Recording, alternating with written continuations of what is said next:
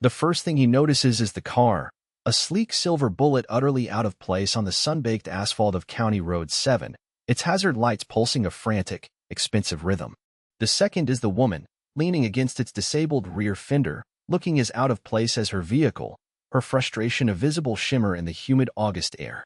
He pulls his battered Ford truck onto the gravel shoulder, dust pluming behind him. She's muttering to a tire that's flatter than a week-old soda, gesturing with a hand that sports a delicate, impractical-looking ring. Before we dive in, let us know where you're watching from in the comments, and if you believe love should feel like freedom, hit that like button and subscribe. He had no idea who she really was, or that the dust settling on her ridiculously unsuitable heels was a world away from the polished marble floors she usually traversed. All Liam Gallagher knew was that she looked like she was about to either cry or kick something very hard. He chose to address the tire. "Looks like you've met one of our county's famous potholes," he said, his voice calm, a little rough around the edges like well-sanded oak. She jumped, startled, one hand flying to her chest. "Oh, I didn't hear you." Her eyes, the color of warm honey, were wide and flustered. "Pothole?" It felt more like a crater. "I think it might have swallowed my sanity along with my tire pressure."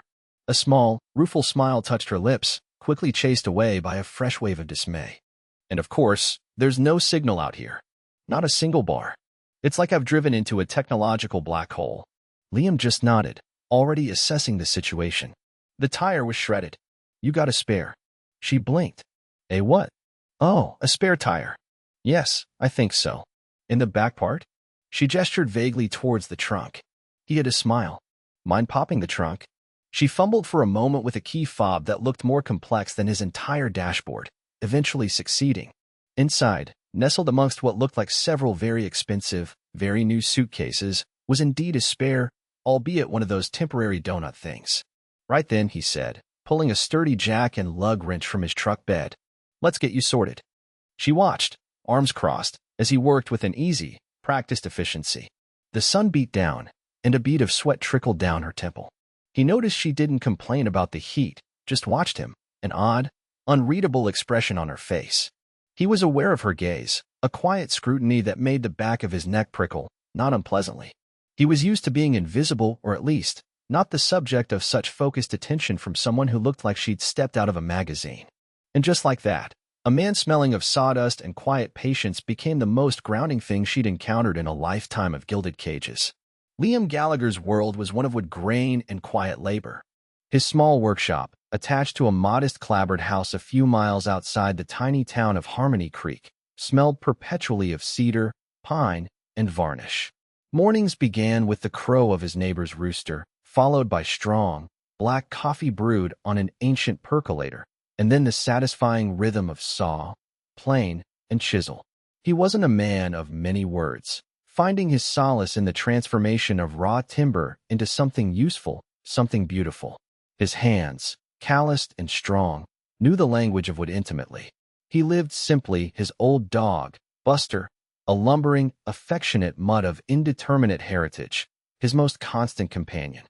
Buster was currently thumping his tail against the worn porch boards as Liam returned, the scent of road dust and a faint, unfamiliar perfume clinging to his work shirt.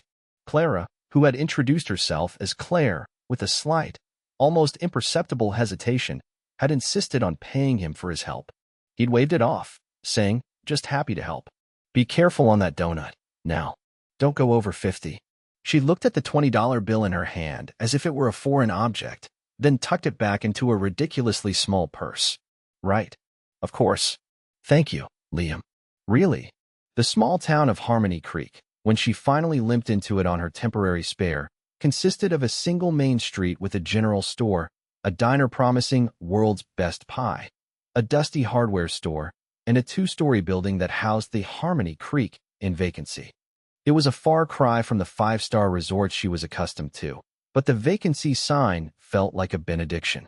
She needed a place to disappear for a while, a place where no one knew Clara Ellsworth, heiress to the Ellsworth timber fortune, a woman whose face occasionally graced the society pages and whose upcoming, very strategic, very loveless engagement was the talk of her circle. The Ellsworths owned half this county, vast tracts of forest and land, something Claire conveniently forgot to mention as she booked a room under her newly adopted, blessedly anonymous name. Liam, back in his workshop, picked up a piece of maple, admiring its smooth, pale surface. He couldn't quite shake the image of the woman on the roadside. There was something about her, a fragility beneath the expensive clothes, a weariness in her eyes that all the polite smiles couldn't quite hide. At the general store later, picking up supplies, he idly glanced at a stack of regional newspapers. A small, tucked-away article mentioned the upcoming Ellsworth Conservation Gala, a major event hosted by the county's wealthiest family. He skimmed it, registering the name without any particular interest. The Ellsworths were like local royalty, distant and irrelevant to his life. He bought his coffee, dog biscuits for Buster, and headed home, the image of Claire's honey-colored eyes momentarily eclipsing the newsprint. Clara, meanwhile, sat on the lumpy mattress of her motel room, the silence of the small town pressing in. For the first time in months, she felt a tiny, tentative sprout of something that might have been peace. The stakes were high. If her family found her, especially her overbearing father or her meticulously chosen fiancé, Harrison, this fragile peace would shatter. But for now, she was just Claire, a woman with a flat tire and a need for quiet. A few days later, Liam was in town delivering a set of custom-built bookshelves to Mrs. Henderson, the town librarian, when he saw Claire again. She was sitting on a bench outside the diner, nursing a coffee and looking even more out of her element than she had on the side of the road. Her expensive silk blouse was slightly rumpled, and she wore an expression of profound contemplation as she stared at a piece of pie that looked suspiciously like the diner's world's best. "Fancy meeting you here," he said, walking over. Buster, who had accompanied him on the delivery, trotted ahead and nudged her hand with his wet nose, an offering of friendship. She smiled, a genuine, unguarded smile this time that lit up her face. "Liam. And Buster, is it?" She scratched the dog behind the ears, who leaned into her touch with a contented sigh. "I seem to be developing a taste for small-town pie. It's substantial." "That it is," he chuckled. "Everything in Harmony Creek is substantial. Especially the gossip." He hadn't meant for it to sound like a warning, but a flicker of something, apprehension, crossed her face before she smoothed it away. "I needed a new tire," she said, a little too quickly. "The garage here said they had to order one. So, I'm exploring." "Not much to explore," Liam said, "but it's peaceful." An idea, unbidden, sparked in her mind. "Actually," she began, then hesitated. "This is going to sound silly, but the chair in my room at the inn, it's terribly wobbly. I was wondering, you're a carpenter, right?" Liam nodded. "That I am. Would you mind taking a look? I'd pay you, of course." She seemed almost desperate for a task, a connection, anything to legitimize her presence. He considered it. It was a simple enough request. "Sure, I can take a look. No charge for looking." He saw the expensive watch peeking from her cuff, the quality of the leather in her handbag resting on the bench. This woman was not struggling for cash, despite her attempts to appear ordinary. It was a small inconsistency, like a single off-key note in an otherwise perfect melody. Later, in her dim motel room, he examined the rickety wooden chair. It was a simple fix, a loose leg joint. As he worked, she hovered nearby, asking questions about his tools, about the types of wood he preferred. She tried to hand him a screwdriver, holding it gingerly, upside down. He took it from her gently. "Other way around," he said, his lips twitching. "Unless you're planning on stirring paint with it." She blushed. "Right. Of course. Not exactly my area of expertise." "What is your area of expertise?" he asked casually, tightening the final screw. "Oh, she faltered, appreciating well-made things." It was a weak deflection, and they both knew it. He didn't press. The chair was steady now. She tried to offer him a $50 bill. He pushed it back. 20 was too much for the tire change. "This is just a friendly favor. Consider it a welcome to Harmony Creek, Claire." Her gratitude was surprisingly profound. "Thank you, Liam, for everything." He just nodded, a quiet understanding passing between them. She was hiding something, that much was clear. But her vulnerability, the way she looked at Buster with such open affection, the slight tremor in her hand when she'd offered him the money, it tugged at something in him. He decided, for now, to let her keep her secrets. The days that followed settled into an unexpected rhythm. Claire, as she insisted on being called, found excuses to visit Liam's workshop. She commissioned a small, simple birdhouse for the inn's garden, she'd claimed, though the inn's garden was mostly weeds and a forlorn-looking gnome. She'd arrive with coffee from the diner, which Liam privately thought was terrible, but he drank it anyway, and watch him work, her initial nervousness slowly giving way to a quiet fascination. He, in turn, found himself talking more than he had in years. He told her about the different woods, the way each had its own personality, its own story. He showed her how to sand a piece of pine until it was smooth as silk, her brow furrowed in concentration, a smudge of sawdust on her cheek that she was entirely unaware of. He found her attempts at helping both endearing and mildly chaotic. She once tried to sweep the workshop floor and managed to create a bigger mess, her designer sneakers incongruous amidst the wood shavings. He just leaned against his workbench, arms crossed, and chuckled until she threw a very clean rag at him. "It's not as easy as it looks," she'd protested, laughing despite herself. "Never said it was," he'd replied, his eyes crinkling at the corners. He learned things about her in fragments. She loved old movies, had a surprisingly sharp wit, and a laugh that was like wind chimes. She knew nothing about practical matters, how to change a light bulb, how to make toast without setting off the smoke alarm in her motel room, an incident that had brought the bemused volunteer fire chief to the inn. But she was a quick study when she wanted to be, and her curiosity about his life, his work, seemed genuine. He noticed the details, the way her simple t-shirts were made of fabric that felt like spun moonlight, the faint, lingering scent of an expensive perfume he couldn't name, the flawless manicure that was slowly beginning to chip.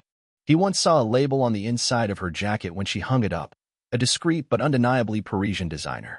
These were small dissonances, like finding a diamond in a sandbox. She, in turn, observed him. The way his calloused hands moved with such precision and grace.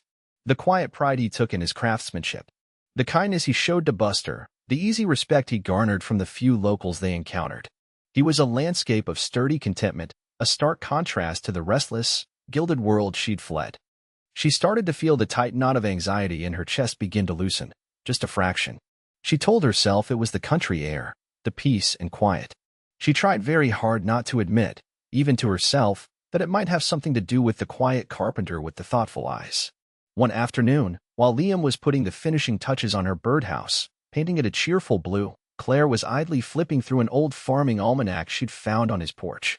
"What does Ellsworth Timber Holdings mean?" she asked, her voice carefully neutral, pointing to a small advertisement. Liam glanced over. "Oh, them. They're the big landowners around here. Own half the county, or so they say. Forest mostly. Old family, loaded. You hear stories." "Stories," she prompted, her heart beginning to thump a little faster. "The usual stuff about rich folks," he shrugged. "Bit out of touch, apparently. Trying to push through some big resort development up on Miller's Ridge that nobody local wants. Bad for the watershed." He frowned slightly, remembering a flyer he'd seen tacked up in the general store, protesting the development. It had featured a glossy photo of the Ellsworth family patriarch, a man with a stern face and cold eyes, Claire's father. He hadn't paid it much mind at the time. Claire went very still. "Resort development? Yeah. All glass and steel, probably. Spoil the view. Some folks are pretty worked up about it." He dipped his brush back in the paint. "Why do you ask?" "No reason," she said, a little too brightly. "Just curious about the local history." She closed the almanac with a snap. The fear was a cold serpent coiling in her stomach. Miller's Ridge was one of her father's pet projects, a symbol of everything she was trying to escape. Later that week, the unease grew. Liam was at the hardware store when he saw the owner, old Mr. Grumbles, squinting at a blurry image on his small office television, where the local news channel was playing. "That Ellsworth girl still ain't turned up," Mr. Grumbles muttered to himself, adjusting his glasses. "Causing her family a peck of trouble, I reckon. Imagine, just vanishing like that right before her own engagement party." Liam paused, a bag of nails in his hand. "Ellsworth girl?" "Yeah, Clara Ellsworth. Folks are saying she ran off. Big to-do over in the city papers." He gestured vaguely eastward. The name resonated, connecting to the almanac advertisement, the protest flyer. He thought of Claire, her expensive, out-of-place belongings, her careful evasions, her sudden pallor when he'd mentioned the Ellsworths. A slow, dawning suspicion began to form, unwelcome and unsettling. He didn't want it to be true. He liked Claire. He liked the easy companionship they'd found. But the pieces were starting to click into a picture he wasn't sure he wanted to see. That evening, as the sun dipped below the horizon, painting the sky in hues of orange and purple, they sat on his porch. Buster lay at their feet, sighing contentedly. A comfortable silence had fallen between them, but for Liam it was now tinged with a new awareness. Claire, sensing a shift in his mood, looked at him. "Is everything all right, Liam?" He hesitated. "Claire, who are you really?" The question hung in the air, heavy and fraught. She looked away, towards the darkening woods, her profile etched against the fading light. The easy camaraderie of the past few weeks felt suddenly fragile, like spun glass. This was it. The moment she'd been dreading, the moment the charade would crumble. Clara, she couldn't think of herself as Claire anymore, not with that question hanging between them. Took a deep, shaky breath. The scent of pine and damp earth, usually so comforting, now felt like it was closing in on her. "My name," she said, her voice barely a whisper, "is Clara Ellsworth." Liam didn't react immediately. He just watched her, his expression unreadable in the twilight. The crickets chirped, oblivious to the seismic shift that had just occurred on his porch. "Ellsworth," he finally said, the name falling flatly in the quiet air. "As in Ellsworth Timber Holdings. As in the family trying to build that resort on Miller's Ridge." It wasn't an accusation, more a statement of fact, a connection made. Tears pricked at Clara's eyes. "Yes," she admitted, the word tasting like ash. "My father, he owns most of this county, I suppose. Or at least, he acts like he does." She turned to face him then, the carefully constructed walls of Claire crumbling to reveal the raw fear and desperation underneath. "I ran away, Liam. I was supposed to marry someone I don't love, someone chosen for me, for business, for appearances. My whole life has been arranged, managed. I couldn't breathe. I had to get out." She told him everything then, the words tumbling out in a rush, the stifling expectations, the gilded cage of her existence, the suffocating weight of her family's name and fortune. She told him about Harrison, her fiancé, a man as polished and cold as the marble in her father's mansions. She told him about the endless charity balls, the vacuous conversations, the feeling of being a prized possession rather than a person. Liam listened, his gaze steady on her face. He didn't interrupt, just let her speak, his silence a strange comfort. When she finally fell silent, exhausted and emotionally drained, he leaned forward, resting his elbows on his knees. "So, the flat tire wasn't entirely an accident?" he asked, a ghost of a smile playing on his lips. Clara managed a watery chuckle. "The flat tire was very real, I assure you. My ability to change it, however, was entirely non-existent. Running away was more impulsive. I just drove until I couldn't drive anymore. And you ended up in Harmony Creek." "And I ended up in Harmony Creek," she confirmed softly, pretending to be someone else. "I'm sorry, Liam. I should have told you. I was afraid." "Afraid of what?" "That you'd, I don't know, treat me differently. See the name, the money, and not just me." Her voice was small. Just then, the headlights of a car, sleek and black and utterly out of place on Liam's gravel driveway, cut through the darkness. It pulled to a stop, and a man in a tailored suit emerged, his face grim. Buster growled, a low rumble in his chest. "Clara Ellsworth," the man said, his voice devoid of warmth. "Your father sent me. It's time to come home." The fragile peace of the evening shattered. Clara visibly shrank, the hunted look returning to her eyes. This was the game changer, the arrival of her old life, unwelcome and demanding. The man, whom Clara identified in a choked whisper as Mr. Davies, her father's relentlessly efficient chief of staff, didn't even glance at Liam. His focus was solely on Clara. "Your fiancé, Harrison, is very concerned. Your father is displeased. There's a gala, Clara. You have obligations."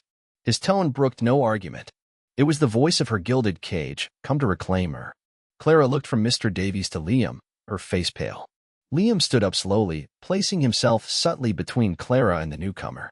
He didn't say anything, but his presence was a solid, unyielding statement. "I'm not going," Clara said, her voice trembling but firm. Mr. Davies raised an eyebrow. "Don't be foolish, Clara. This escapade is over." He took a step forward. Buster growled again, louder this time. "She said she's not going," Liam said, his voice quiet but carrying an unmistakable note of finality. The confrontation was silent for a moment, a battle of wills played out in the dim porch light. Mr. Davies was clearly accustomed to obedience, to his authority being unquestioned. Liam was a carpenter, a man of no social standing in Davies' world, but there was a rooted strength in him that the suited man seemed to recognize and, perhaps, begrudgingly respect. Clara straightened, drawing courage from Liam's silent support. Mr. Davies, she said, her voice gaining strength. Please inform my father that I will not be attending the gala. I will not be marrying Harrison. I will be making my own choices from now on. The words, spoken aloud, felt liberating, terrifying. She was severing ties, burning bridges, stepping off a cliff into an unknown future. Mr. Davies' expression hardened. Your father will not be pleased. There will be consequences, Clara. You understand that, don't you? Your access to certain comforts will be curtailed. It was a threat, veiled but clear. I understand, Clara said, lifting her chin. Some comforts aren't worth the price. She glanced at Liam, a small, grateful smile touching her lips. I've found something more valuable here. Mr. Davies stared at her for a long moment, then at Liam, a flicker of something unreadable in his eyes, perhaps a dawning understanding that this was not a battle he could win tonight, not with words alone. He gave a curt, dismissive nod. As you wish. For now. He turned, got back into the silent, expensive car, and drove away, leaving only the sin of exhaust and unresolved tension in his wake. The silence that descended was thick, charged. Clara let out a breath she hadn't realized she'd been holding, her legs suddenly feeling weak. She might have swayed if Liam hadn't reached out, his hand gently steadying her arm. You all right? He asked, his voice rough with concern. She nodded, leaning into his touch for just a moment. Yes. No. I don't know. A shaky laugh escaped her. I think I just blew up my life. Maybe, Liam said, his thumb brushing lightly against her arm. Or maybe you just started living it. She looked up at him, her eyes shining with unshed tears, but also with a spark of defiance, of hope. The truth was out. The immediate threat had receded, and in its place, there was a terrifying, exhilarating clarity. She had chosen. She had chosen this man, this life, this chance at something real, over everything she had ever known. And he, with his quiet strength and unwavering gaze, had chosen to stand by her. The world outside this small porch, with its sawdust and wind chimes, could rage all it wanted. Here, for now, she felt safe. She felt seen. The immediate aftermath was quiet. The oppressive weight of Mr. Davies' presence slowly dissipated, leaving behind a fragile, hopeful silence. Liam released her arm but stayed close, a reassuring solidity in the cool night air. Buster, sensing the shift, nudged Clara's hand again, then laid down at Liam's feet with a contented sigh, as if to say, all's well now. Clara took another shaky breath, the scent of pine in Liam's workshop, cedar, varnish, honesty, filling her lungs. It was the antithesis of the sterile, perfumed air of her former life.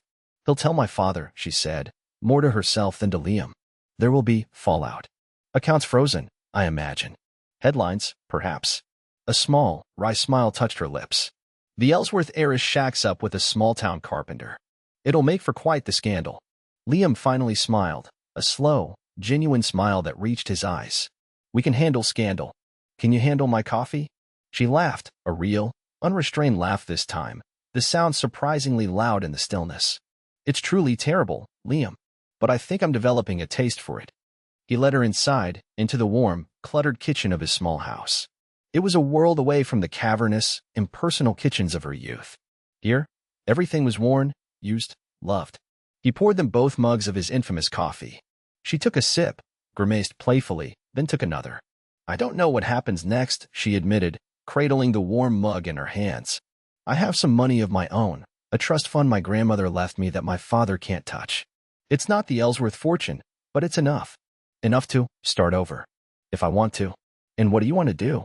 Liam asked, his gaze gentle. She looked around the kitchen, at the scarred wooden table, the mismatched chairs, the shelves he'd clearly built himself, sturdy and true. I want to learn how to make toast without summoning the fire department, she said, a twinkle in her eye. I want to learn how to use a screwdriver the right way up. Maybe, she added, her voice softer, I want to paint more birdhouses. Not for the inn's garden. Just because. He didn't say anything, but the warmth in his eyes was answer enough. The path ahead was uncertain, fraught with potential challenges from her old life, but for the first time, Clara felt truly free. The vast estates, the societal expectations, the weight of the Ellsworth name, they felt distant now, like a dream she was finally waking from. Here, in this small house, with this quiet man and his loyal dog, she wasn't an heiress or a pawn. She was just Clara. And that, she realized, was more than enough. It was everything. He reached across the small table and took her hand, his calloused fingers interlacing with hers. Her hand, which once were impractical, delicate rings, now felt perfectly at home in his. The coffee was still bad, the future still unwritten, but their linked hands felt like the most solid, most promising foundation she could imagine. Thanks for watching. If you believe in second chances and real love, give this story a like and subscribe for more.